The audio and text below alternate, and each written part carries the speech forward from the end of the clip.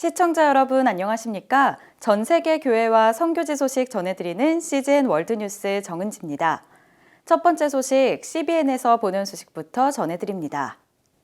지난 주일은 부활절이었습니다. 각 가정과 교회에서 예수님의 부활을 기념하는 시간을 가지셨을 텐데요. 예수님은 십자가에서 돌아가시기 전에 직접 자신의 죽음을 예언하셨습니다. 바로 시편 22편의 말씀인데요. 시편 22편은 예수님의 손과 발이 어떻게 찔렸는지 그리고 십자가에 어떻게 못 박혀서 돌아가셨는지 자세히 설명합니다. 성경 말씀과 함께 놀라운 부활의 역사를 다시 살펴봅니다. 십자가에 달리신 예수님은 나의 하나님, 어찌하여 나를 버리셨나이까? 라고 말씀하셨습니다. 이 말씀을 처음 듣는 어떤 이들에게는 다소 놀라울 수도 있습니다. 그러나 이 말씀의 진정한 의미를 이해하면 흔들리기보다 더욱 충만한 믿음을 갖게 될 것입니다. 예수님은 시편 22편 1절 말씀을 인용하셨습니다. 십자가 위에서 숨쉬기조차 어려운 순간에 그 몇 마디 말로 시편 22편을 읽으라고 말씀하신 셈입니다. 예수님이 태어나기 1000년 전 그리고 십자가 처형이 고안되기 전에 기록된 시편 22편은 예수님이 십자가에 달리신 역사적인 그날의 작은 부분까지 정확하게 묘사하며 예언합니다. 시편 22편을 자세히 살펴보면 예수님은 자신이 버림받지 않았다는 것을 아셨습니다. 예수님은 하나님의 순결한 어린 양으로서 자신을 희생하기를 자원했습니다. 예수님은 자신의 완전한 피를 흘려서 온 인류의 죄를 지고 갈 수 있는 유일한 분이었습니다. He was the lamb slain from the foundation of the world. It's the purest lamb there's ever been. There was no purer blood than his blood. 그러나 거룩하신 하나님은 죄 앞에 있을 수 없습니다. He was turning his face because he couldn't look at sin. 다윗 왕은 십자가에 달리신 예수님을 묘사하며 내가 낮에도 부르짖고 밤에도 잠잠하지 아니하오나 응답하지 아니하시나이다 라고 말합니다.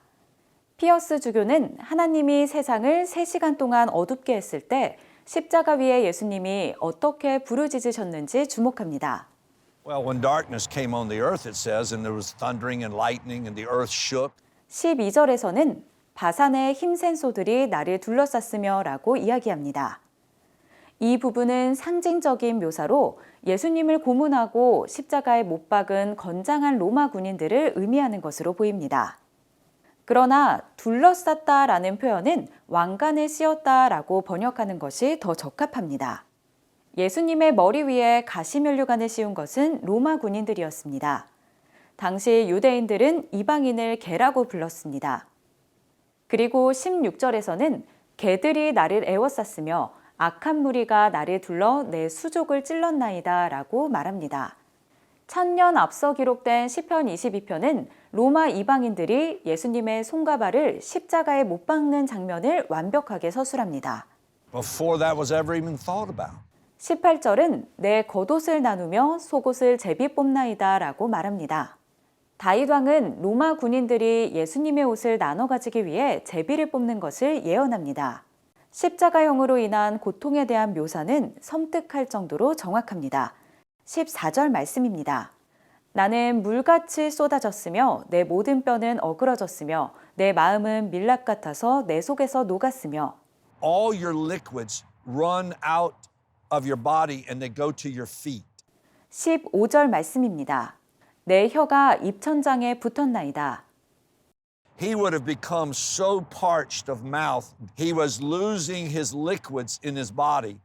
7절과 8절 말씀입니다. 나를 보는 자는 다 나를 비웃으며 입술을 비축거리고 머리를 흔들며 말하되 그가 여호와께 의탁하니 구원하실 걸 그를 기뻐하시니 건지실 걸 하나이다.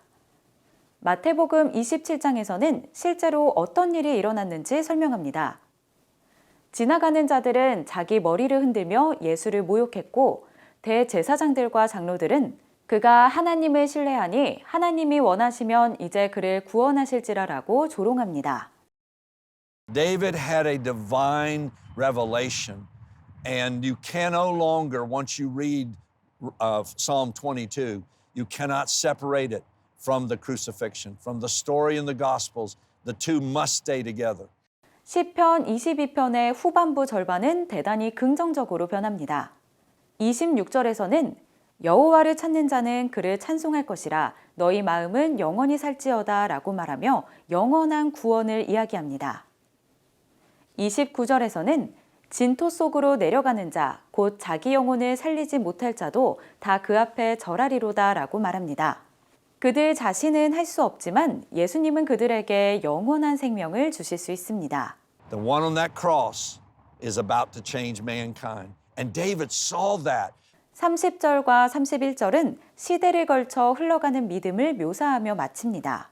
후손이 그를 섬길 것이요 대대의 주를 전할 것이며 와서 그의 공의를 태어날 백성에게 전하며 주께서 이를 행하셨다 할 것이로다.